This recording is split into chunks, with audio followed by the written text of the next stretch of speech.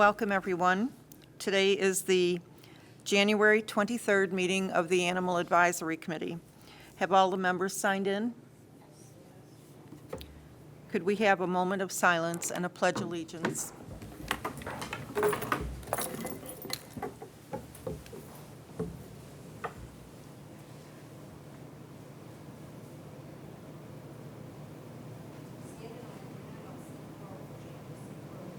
Pledge allegiance to the flag of the United States of America and to the republic for which it stands, one nation, under God, indivisible, with liberty and justice for all.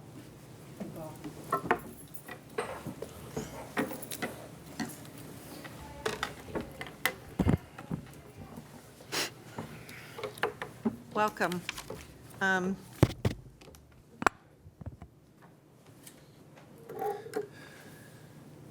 This is the chairman's statement. The Animal Advisory Committee welcomes comments from our citizens about any issue or concern. Your opinions are valued in terms of providing input to the committee members. However, it is requested at the same time, when you address the committee, that comments are not directed personally against a committee or staff member, but rather directed at the issues. This provides a mutual respect between the committee members and the public. When addressing the committee, please state your name and address and speak clearly into the microphone. 3 minutes are allowed for each speaker.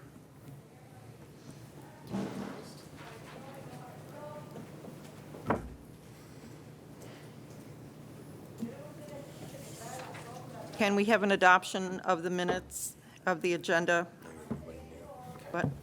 Just making sure nobody knew.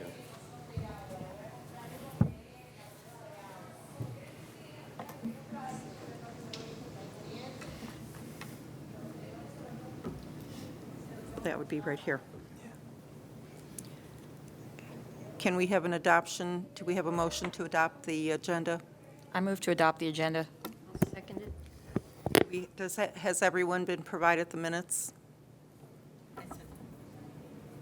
Could we have a motion to approve the minutes? So moved. Second. This is the public comment section, and I did read the chairman's statement preceding that. Do we have anyone for public comment?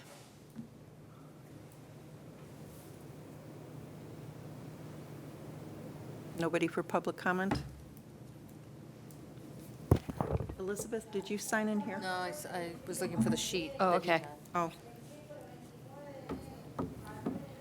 We did have the nomination of the slate of officers. Dr. Jillian wasn't able to take the nomination, and we do have a nomination. Do we have any nominations from the floor for any offices or any of the positions? If not, Wendy DePaul we have nominated as the chair, Lon as the vice chair, and Judy as the secretary, So we're going to switch places. unless anybody else wants to take a position. Wendy DePaul, I move that we adopt the slate of new officers. Flake Chambliss, second. Do we have a motion to approve? I just did that. Oh, I'm sorry. Then There's a motion to approve the slate of new officers. Okay, but don't we all have to vote? Yes, you just have to call for a vote. Okay, call for a vote. All in favor? Say aye. Any opposed? Okey doke. Okay. That so that's- passed. So it's subcommittee nominations. We don't have a subcommittee yet, or an order for one. Gigi, Pardon me? we have subcommittee nominations. Yes, the nominations that you just read, that you just approved. Oh, okay. I didn't think those were subcommittee. Yes. Right, we were the subcommittee, and we made the Okay. nomination. So then. We just did it backwards, it's okay. The chairman's report is going to be given by Wendy, and I'm going to take notes. Want to switch? Oh, no, it's okay, we don't have to switch. I don't really have a report today, because I just joined I just became the chair, so I kind of wasn't expecting to give a statement today. I don't know. Do you want me to mention it at all? Or not mention it at all, What's that? the issues? Yeah. Okay. I guess I'll just mention that I know the Board of County Commissioners is considering a new ordinance concerning pet stores. We're probably not going to address that today because our job as the Animal Advisory Committee is to respond to requests of the BOCC and the Pet Resource Center for advice and counsel. And since nobody's asked our opinion, we probably are not going to talk about it right now. I have a feeling they'll probably send it down to us at some point, but since we haven't gotten it today, I don't see any reason to talk about it. But just to let you know, if you hadn't been already aware of what was going on, it's out there. That is my chairman's report. And thank you for electing me again. Thank you. So I'll follow up on that because I was going to touch on that in my report. So we, in the last week or so, we've had a change of direction in where the county wants to go with the retail sale of pets. And so they want to end the sourcing of retail pets from factory farming, puppy mill, whatever you want to call them. And they also want to restrict commercial breeding in the number of dogs a commercial breeder can have. So we ask that they separate those two issues because while they may be related, they're really two distinct issues. And they have asked us to bring back the language for ending the grandfathering, and that even changed today during the meeting. So Deborah and I had drafted up the original request, which was the end of 2021, and they have shortened it to 179 days. And one of them wanted 90 days, so we'll have to see when we get the language drafted. But so 2 weeks from now, they'll be advertising the public hearing, and then 2 weeks from that, they'll have the public hearing. So it's pretty much on a fast track. And my feeling is that it was unfinished business from the first go-around, and they wanted to revisit it, and for whatever reason, it's almost back to where it started from. Well, and I think you know my opinion. My opinion is that the pet store ordinance should not have happened for every one commercial breeder, and the people who were at the meeting today, they did not state true facts. They were all saying 10,000 USDA licensed breeders, and there aren't even 8,158 licensed entities in the United States Department of Agriculture, and there are under 2,000 that are licensed as breeders, and that could be for primates, flying squirrels, and whatever. And if we take the amount of commercial breeders that are USDA licensed, and if you take the amount that are not licensed, that are selling on the internet, selling at auction, selling to rescues, and Lord knows who else, breeding animals to sell to the rescues in California, then you might have 4 of those for every one that is licensed commercially through the USDA that are a standard above.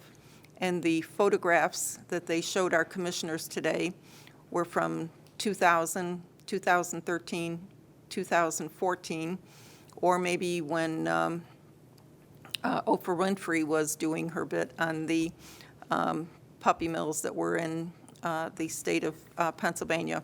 So philosophically, I think that it is a wrong thing to shut down the pet stores when we do nothing to stop the importation of animals from East European, Korean, China, and we have plane loads of those dogs coming in, and we do nothing to stop the retail rescue, which is a significant problem, and the 501c3s are going to be popping up, and they will take the place because they are excluded from anything. So I feel that it's a bad decision.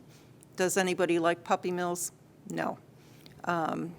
can you call them a puppy mill after you've seen some of the progresses in what they've done for the care and conditions of animals?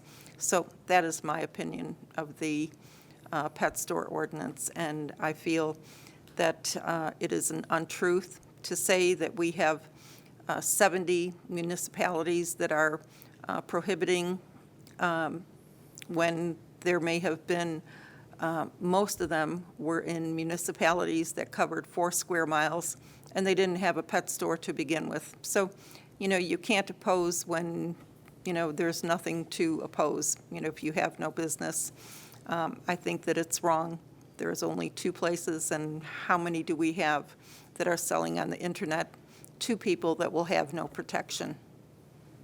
Just my humble opinion. Yeah, just one point of clarification for the audience. So I would agree with you that most of those photographs that they showed were old, but one of those was from a 2019 report. And being that it was obtained illegally, I would question the authenticity. We've gotten it from 2 different sources, and it's the same document. We got from USDA, just more heavily redacted than the Yeah. original. But the one was definitely old, but the other one was fairly recent. And in that report, that breeder did get a major violation from the USDA for a dog that was, in their opinion, needing emergency medical care or it would die. Okay, thank you, Scott. Am I allowed to say something? Yes.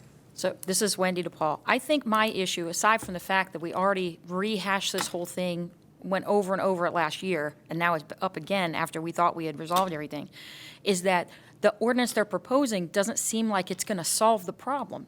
The problem is the puppy mills. It's not the pet store. You're trying to get rid of the puppy mills by getting rid of the pet stores, but that just means the puppy mills are going to sell them somewhere else. I don't think that solves the problem of eliminating the puppy mills. And the other problem I have with it is that the ordinance that we created last year highly regulated those pet stores. So if we take that away, so now the pet stores can't sell pedigree, but the breeders who are highly unregulated can sell. I feel like you're almost making a bigger problem than you started with.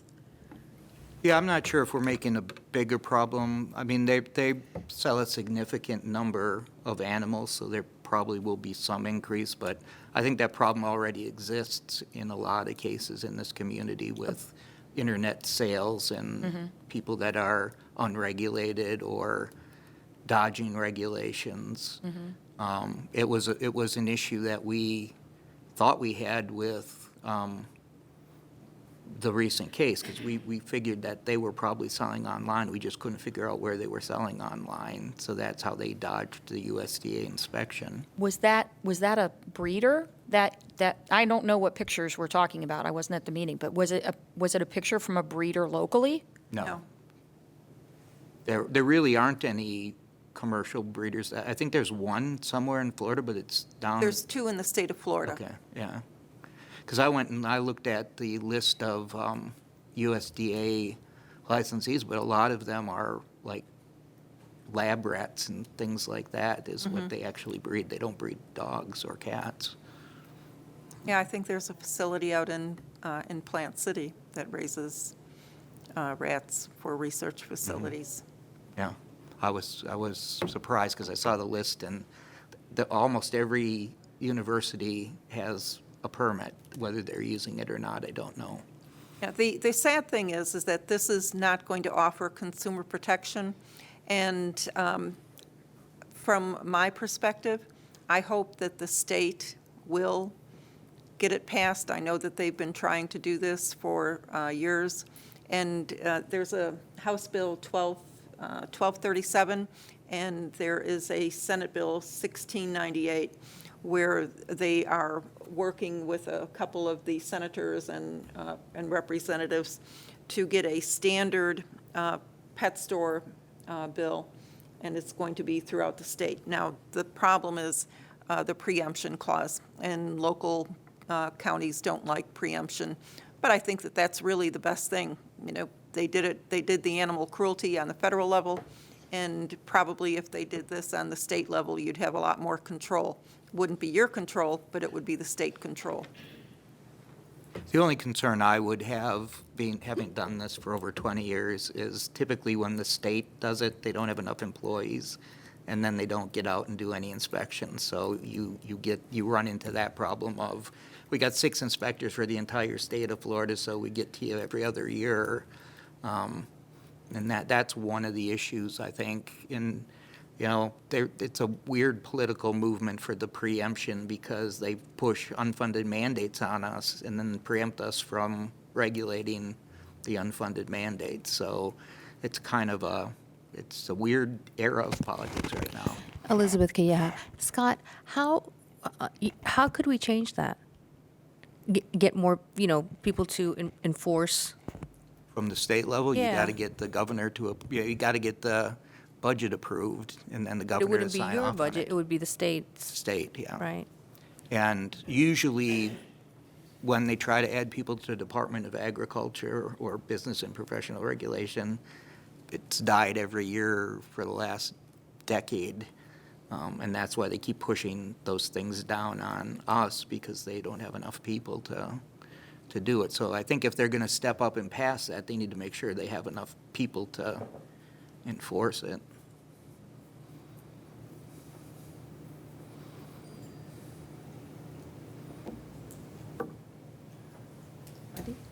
Oh, am I taking Oh, over? Yeah, that's pretty much all that I really had. We're kind of getting ready to gear up for our bigger season. That's only a little ways around the corner. So we're going to be having a consultant's report come back to the board at the end of February. And some of their recommendations we're actually trying to put in place before the start of the season, like they want the cat housing to be larger than it is, so we've got to kind of cut down the number of cats that we can house. So we're trying to work on that right now, but that's going to only create the problem of a lot of cats in a little place to put them, so How do Where are you you cut gonna down put on the 'em? house? Yeah, where do you put the cats? that's what we're going to have to try to figure out. So, yeah, it was a kind of surprising because when we bought those cages were actually endorsed by several of the major veterinary medical programs, and apparently they've changed since we bought those, which is not that long ago. I want to say that was 2015 maybe that we bought those. It gave you so much more space. Yeah. I mean, that was a great. So now they want us to close off the portals and then open them up and down, so each cat will have 2 spaces instead of 1.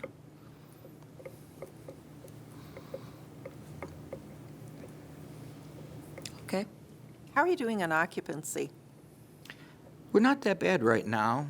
I don't remember what the numbers were this morning, but I want to say we're under 100% both for cats and dogs, because this is really, we're right in the 30-day window of everything being low, and then we'll start seeing both of them increase. For whatever reason, this late January into early February every year is our low time, but depending on weather, February or March can be the start of kitten season. If we're lucky, it'll wait till April or May, but I've been plenty of times when it's been in March.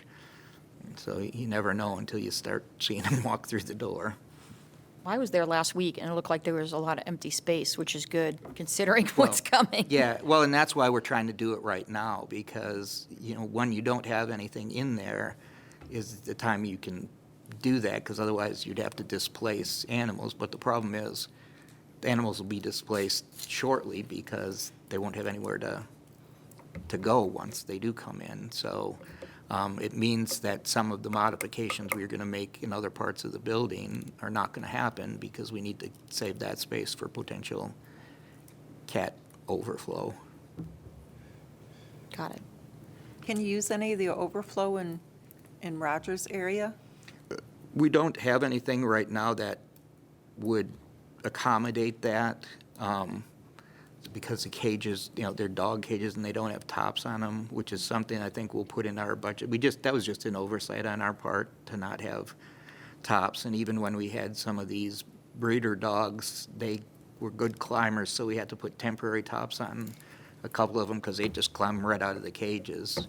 But I've used dog cages like that in the past in Jacksonville when they had tops on them for cats, but right now, cats would be everywhere.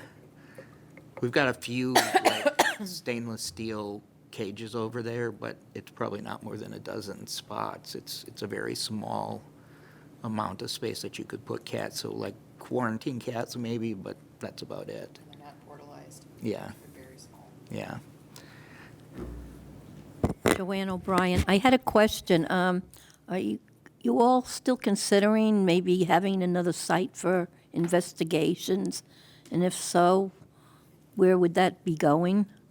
We do have one, and it's fairly complete. We still want to do some work on a vet suite for it, but it's on county property, is all I can really say, because we don't really want the investigation people to know where the investigation kennel is. Right. In order to keep it as secure as possible. I mean, we've got a load of security cameras and stuff there, but we don't need people driving up wondering what's in there. So you wouldn't know it from the street, I don't think. Because I figured if you had those investigations in another area, maybe you could open where the investigation area is now at PRC. We're actually working on overflow. that. So we've got all the quarantine dogs out of there and all the investigation, the last I knew, and we're going to start cutting down those fences that were there to protect the public from, like, the bite case dogs, because we didn't want them sticking their hands in the bite case. But they won't be over there anymore. They'll be at this other site. So Okay, thank you. Anyone else? Do you have security at nighttime in either place? we do have security. We unfortunately had to have round-the-clock security due to some credible threats to our employees. So we do have them, and we also have increased police surveillance when there are animals at the other location. The police know where the other location is, and they will increase the patrols when we have animals there. So it's pretty secure. I'm not that concerned about it. I just don't want people showing up there and looking for their animals. Mm-hmm. Okay. Well, I think we can move on to the next agenda item, which is number 9, is other business. It says follow up on any old business. I know it also talks about the calendar for next year, but before we get to that, is there anything else that we talked about last week that we need to cover again now? Or last meeting, rather, not last week? Last meeting was October. I don't know if we I can don't remember remember what back that happened. far. Okay, so no follow-up on that. There is on the back of your sheet, the meeting calendar for 2020. I assume, I know Gigi probably looked at all of these and I made sure they sure were not did. on top of anything, because I see October 28th. Including So I think religious we're good. holidays. Including the religious holidays. So I think that we need to have an approval of the calendar. Does anyone move to approve the calendar? I motion. Okay, I'll second. All in favor of approving the meetings calendar for 2020, say aye. Aye. Any opposed? Okay. And It's the- unanimous. The one thing I wanted to add, because I know you all know it, but sometimes the public is watching and they don't think about it. Depending on when the breeding stuff gets moving, we may need to call meetings in between these meetings, maybe I'm timing will be sure. right, Yeah. but we'll probably have to have some meetings. And that would, well, let me ask you this. Do you think we should schedule a meeting so that we can notice Not it at this 30 days point. out? Not at And then this we can point, always because cancel? I think our March meeting is going to be okay for the start of it, but we might want to put a tentative February date out there just. Yeah, because I know there's a period of time that you have to notice it. If we wait until we know when they're going to talk about it, it might be too late to Yeah, have I enough would say we notice. probably should just notice it, and just in case, and then, if we need it. At your conference center? No, we can do it here if we do it on a Wednesday. we can probably do it here, right? Because Oh, I we don't need think to see if they've we can get booked the in. room. So if we do the same as we've normally been doing, which is the fourth, The fourth Wednesday. Wednesday of the month. it should be open. So if we schedule it for that day, if that's okay with everybody. We have President's Day in February. Yeah, but it won't be on the Wednesdays. So we're just gonna keep February open, so if we have to won't have be an on the emergency Wednesday. meeting, we'll Yes. just, yeah, so So just be on standby. It would be February 26th then. Okay. That's tentative. And But my question is, can we go ahead and notice it and then cancel it if we need to? Because that way, everybody's got, I'm just worried, but I don't know how much notice in advance So you we have to only- give. 2 weeks. Oh, it's only 2 weeks? But we Okay. need to put it on because we can't really reach out to you when you're not here. So Mm-hmm. getting the date set's good. Hopefully, 2 weeks before, we should know whether we need to notice it Okay, or not. so 2 weeks before, Send out an Gigi will email send us to out an everybody. agenda or Yep. something, so we I know. will actually go ahead and set up the meeting tomorrow, just so that I can reserve the room. Because I don't know if they're gonna wanna have something here that day. So I reserved the room tomorrow and notice it. Put it on the calendar, send it to, our communications team so they can put it on the website. And if we decide that we're not having the meeting, I will go ahead and cancel it. That sounds perfect. We're gonna approve this just as is right now. Yes, this would be an additional meeting, because when we sat down and decided to have 6 meetings a year instead of 10, we said that we could always add, and that was the point. So, we'll, as needed. And Yeah. it sounds like it's as needed right now. Yeah. So I think we add it. Do we need a motion for that? No. No, I don't think we need a motion, just a schedule. Okay, topics for the next meeting, I think we kind of know where we're going with this. It sounds like we might be talking about the new ordinance. Should we put that on for the next meeting, tentative?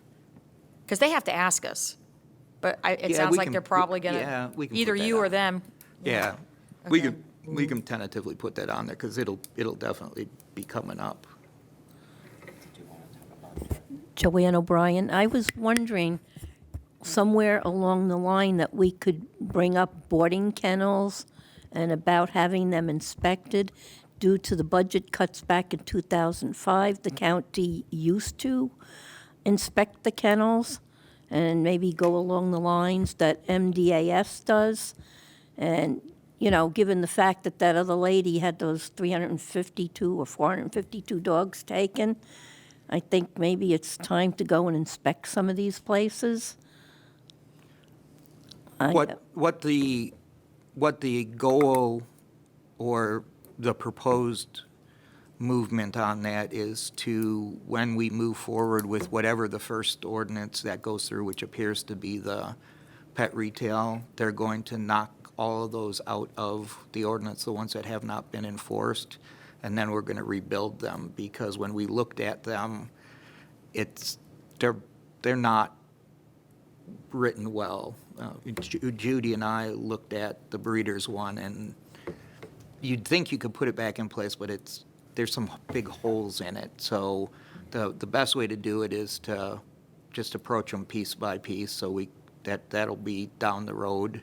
I think when we have too many things open, it confuses people, and so we can deal with the breeding first, and then maybe that come after that. Like with the boarding kennels and, because sometimes there's dogs out in the yard with one person. You have 20, 30 dogs, and then you're faced with breaking up a dog fight. Okay, another dog got hurt in another kennel, ran in because the gate had something sticking out, ran into it and cut itself open like in a V. And I know this for a fact because my daughter had to pick the dog up and go running inside, and they had to get it to a vet. I mean, the one cautionary thing that I put out with any of those regulations is that, Roger's going to have to enforce them. yeah, and he'll do a good job, but the ones that are on the books right now, the place we've been talking about either passed them or didn't pass them, but there was no teeth to do anything about it once they didn't pass them. So they have regular violations of both the breeding and the kennel, or the boarding, but there was nothing that could be done. So as soon as they know nothing can be done, it's going to get worse because there's no enforcement hanging. So we've got to make sure that whatever does get passed has some reasonable expectation of being able to be enforced. Scott and Roger, what's happening with that case in court? Are there animal cruelty charges? Are they going to court? Yeah, so it is, they are working on plea agreements right now. Should be finalized. What kind of agreements? Should be finalized. I don't really want to say right yet, but Okay. it should be finalized probably within 2 weeks, maybe less. And it's, definitely going to be what we were looking for. Yeah, so just without going into details, because it is still a negotiated plea deal, but because Roger's team built a really solid case, and we took our time to do it and document it well, they chose not to fight it in court, but rather to come and seek the best plea deal that they could get, which I'm sure that they're not necessarily 100% happy with the plea deal, but it could have been worse. But I do think that the county is going to be protected. I think there's going to be some clear and serious penalties, and not related to it, but we've already got all those employees enjoined, as well as a regular enjoyment for the owner and everything. The last time they had those little loopholes in, and we've closed that because that was a separate action. But this is dealing with some criminal charges and some further restrictions that we're going to make as an agreement. So, Were you able to use any of the new federal animal cruelty, or was it the state? no, because that took place before they Okay. put that in. Yeah. Dr. Chambliss, you had a question? Yes, can I assume that we will have a clear definition of a commercial breeder? No. Well, I think that's where I see the long discussions and lots of different proposals, because we're already dealing with state definitions and federal that don't line up, so. Well, there's no definition for commercial in the state, but there is in the federal. Yeah. And everybody calls it something, you've got, what do they call it in the state? They got a different name for it, but it's basically similar to what the federal, they just call it something different. And then the county was going to call it something different. And I was like, stop calling it different things. It's the same thing. So our goal is going to be to have a definition of a commercial breeder, a hobby breeder, because that was clearly grossly misstated at the meeting today by some of the public comment. They said that the Petland Resort or whatever, Trish's Grooming, was a hobby breeder, and there's absolutely no way that was a hobby breeder. That was probably an unregulated commercial operation. That was a habitual offender from 1972. Yeah. And so that was a very big, gross mischaracterization. That's not what a hobby breeder is. And maybe in the 50s, she might have been considered that, but she's been a large-scale operation for a long time. So. Such a pity. Elizabeth I Kia. was going to. Oh, I'm She was sorry. next. Joanne? sorry. did No, you have a I question? did. Okay, Elizabeth? Have we gotten any further with the standards of practice for the things that we talked about last year in January about people adopting animals and what requirements there were going to be and things like that? There were a couple of remember, Gigi? I don't know if you recall. Yeah, I know it was like a year ago. Yeah, we'll have David come, David or Lori, one of the two of them, who oversees that section at the next meeting, and they can answer those questions for you. Because I know we've made some changes since then. I just don't, we're going to have to so if you can send me a reminder of Yeah. when we The- talked about, so I can go back and look at the notes. Okay. The most, For my notes. I'm sorry, can For I? my notes, you called it standards of practice? That's right. And so last year in January, I think the one that was very important to me was the having certain requirements for people that come to adopt animals.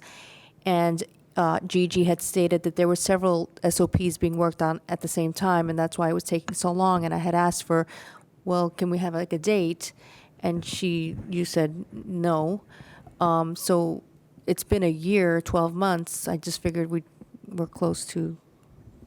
Yeah, I know David has done a lot of operating procedures, so I think he should be here, and maybe Lori as well. Okay. I just don't want to give you false details and then have him contradict me next time, so I'd be better if he just tells you directly, and then you can ask him questions as well. And this That's is related to rehoming? We are working on basically an entire policies and procedures and standard operating procedures, because there were a lot of areas that didn't have them at all, and then places that did have them were so outdated from what was on paper. A lot of people couldn't even remember the last time they did what was on Okay, so paper. it's standard. Operating it's procedures. Standard, not standards of practice, because I'm thinking, wow, doctors, physical therapists, standards of practice, standard operating yeah. procedures. Okay, good.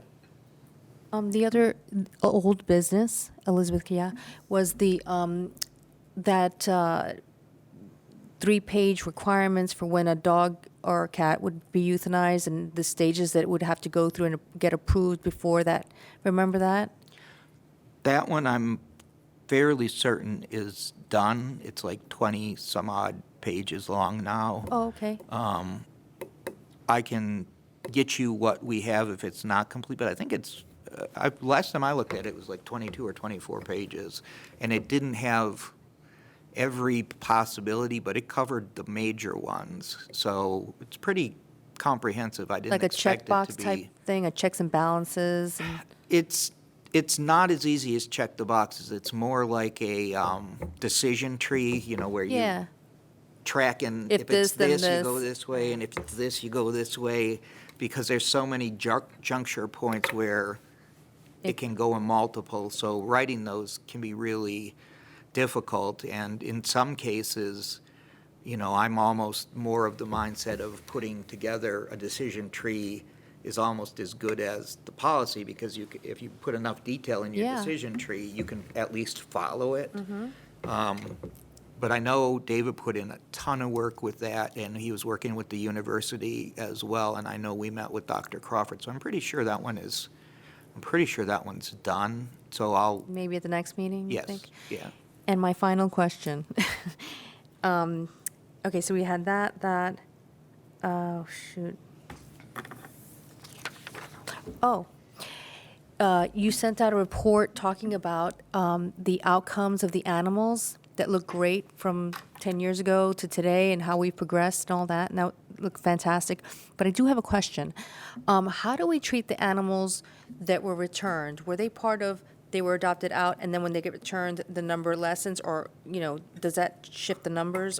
It's not unique to the animal, so if they're returned, they get another intake. So it's and considered they'll get another intake? And another outcome. Okay, and when the animal is sent to the Humane Society, how do we treat that? Is that like an animal adopted out?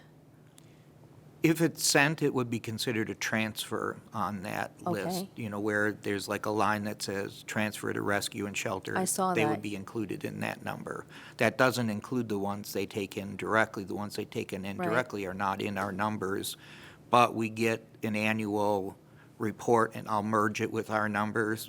That should be done by the next meeting. We usually get it in early February, because they got to close out all of their January books and reports before they send it to us, but And do we follow those animals once they get to the Humane Society, the outcome of those animals that were supposed to be our animals? I believe they're tracked in those same stats. Will they be in your reports, though? Like, No, because we don't do that for rescues that take them either. You know, once the rescue has them, they're considered their property. And Okay, so- so we don't include them in our numbers, and we don't follow what happens to them afterwards. Okay, so, But the Humane Society has their own reporting. Yes. Just like you all do, so. it Yes, would- and. Are they and we'll required to merge give us- those You know, we report separately, but we do a fiscal year and a calendar year merging so we can show the combined. And last year, we were fairly close to similar, you know, it was statistically barely less than 1% difference between the two of us, and they were just a little bit higher than we were. Ms. Kaleha, I think your question was, can you get the Humane Society? Yeah. They are a private company, and so sunshine law doesn't apply to a private company. yeah, and then, so if that happens, then we won't really know the true, you know, because I've been looking at the reports that you guys have and saying, okay, this dog got picked up in Henderson or whatever, you know, and why was it brought to the shelter? Did it get adopted? Did the owner come back? You know, all that information. So when it goes to the Humane Society, I can't, you know, my report is incomplete because I don't know what happened The to the only dog. thing that the Humane, excuse me for interjecting, the only thing that the Humane Society or any rescue or any shelter is required to do under Florida law is Florida Statute 823.15, and they have to list their intakes and their outcomes. So you can go online and you can find that from the Humane Society. You may not get what you want, but that's what they're required to do. It's just limited information. That's Yeah, and, yeah, because it'll look sort of like what I emailed out, because that's basically roughly the state form. Ours has a few little tweaks in it, but it's pretty much the state form, Yeah, like the but what's state. nice is what you have online is that you also have, which is great, why, you know, the animal got into the shelter, why did the owner surrender the animal? So that kind of helps us Yeah. know, you know, what should we focus in on? Yeah. Yeah, But we can't do that with the Humane Society. There's just one. Not required. There's just one problem with that, is I don't think people tell the truth when they bring animals into Pet Resource Center. Because didn't we figure out there was a different charge if it was a stray versus if it was an owner dropping off the dog? So some people lie and say it's a stray, and then when they get it in, it's super friendly. It obviously lived in someone's house, it wasn't a stray. So even if you had that information, it probably wouldn't be accurate. Well, It and starts and crying even when the if person you, leaves the- even if you leaves the waive door. the fee, there's still a big percentage that lie to you because they feel guilty, so they don't want to tell you they're turning in their animal, so they'll say it's a stray. Even though, you know, in all the time that I've done it, I can't even count how many times we've had strays come in with their name on their food bowl. What about the microchip? Does that help? If they bring in a dog and it has a microchip and it's attached to their information, would that help? Sometimes yes and sometimes no. It depends on whether we chipped it or Right. somebody else, and then whether it's registered or not But we'd be able to registered. figure out, okay, so this guy brought this dog in, his name is John Smith, and the microchip goes to John Smith. Oh, yeah, we Right. confront a fair number of people and say, huh, gray and white, yeah, it kind of looks like your dog. But, you know, you only can go so far. We just try to tell them the more information, the more likely it is that we can rehome it. And a lot of people will do that, but some of them you can just tell they're just not going to tell you anyway. They'd have just dumped it if they could, but at least they brought it in and gave it to us. Scott, what do you do if I had someone who had a purebred dog and their dog was taken into a shelter? The dog was obviously sold to someone with a contract that the dog may not be sold or turned into anyone except the breeder, and it was microchipped in the breeder's name. What would you do in a case like that?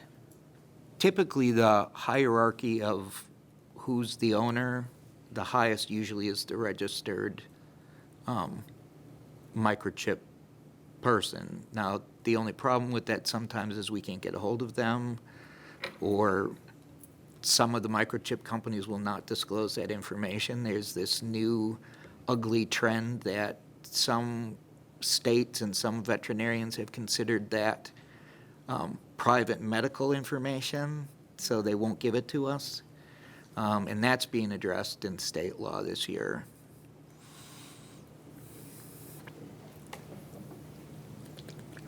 But in general, the microchip is the top. Then current medical records would be like the second tier of whose owner, tags, things like that. But generally, the microchip is considered the gold standard. So if they haven't re-registered it, there's been a lot of times we've had dogs come in and someone say it's that dog, and we've got to call the owner of record and say, there's this person in here trying to claim a dog that comes back to you. And then they may say to us, oh yeah, I gave that to them 3 years ago. But we've also had people where they said, oh my God, the dog's been missing for 7 years, I want him back.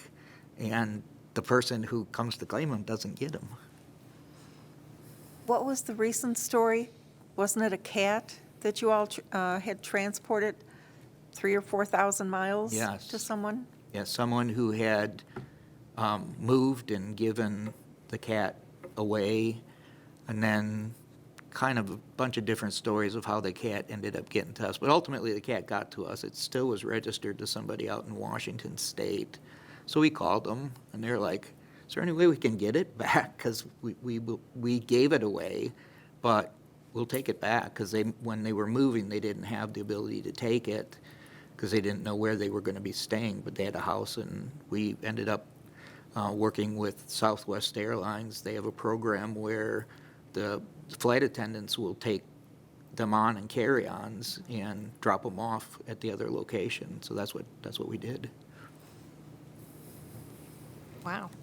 Things you just don't think are going to come up. I knew nothing about that program. Somebody in our office knew it, and we called them, and they're like, yes, we absolutely do have that program. And we had to wait, because you have to wait till one of the flight attendants who's willing to take responsibility is going to that destination. So we had them for 5 or 6 days while we were waiting to line it up. But I think we took it to the airport, and then they took it from there. Very good. That was a happy story to end the meeting on. If there's no more questions, I think we probably can adjourn. We I do should- have one more question. Oh, okay, go ahead. Sorry.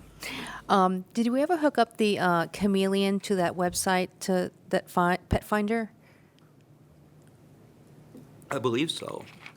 I'd have to double check on that, but I believe we did. They were supposed to anyway. I know, I don't think so. I will double check on Yeah, that. that's a good one to link up to. I talked to the guy from Chameleon, and he said that it should be a very simple fix.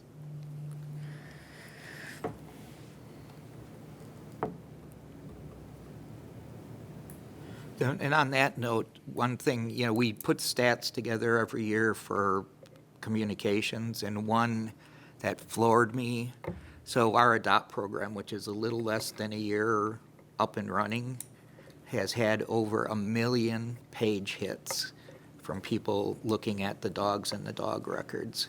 That's So great. clearly, Which one is that? that's our online app. You can access it from your phone. You can access it from the internet. You can go to the kennels and take a picture of the QR code that's on the kennel, and it'll Yeah. pop the record up on your phone. And that's in real time now, right? It's real time, and, I thought it would be successful. I was shocked. And for unique viewers of unique pages, 536,000 people went looking for dogs. 72,000 cat people went and looked. So the million is because multiple times some of the people looked, but I was shocked that it was that high, because we really have done moderate promotion of it. I think there's a lot of people that still don't know it's out there, but that's a lot of hits for something that's pretty much spreading word of mouth. And what is the app called? ADOPT, it stands for Animal Data Optimization. You can access it online, and I forget what the thing is for the app on your phone, but Gigi can, Oh, or it somebody says at our staff can. Adopt Me, and it has got the blue, and it's got the colors. Yeah. I have one more thing before.